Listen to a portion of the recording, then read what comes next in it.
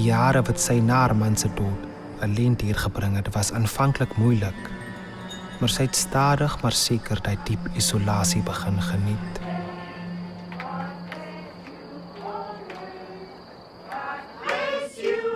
Eens het sy haar familie verwyd.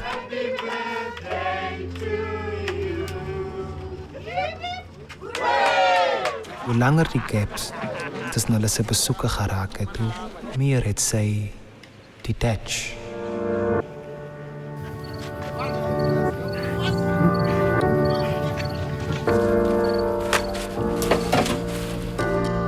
Weet hulle lewens is in haar hande.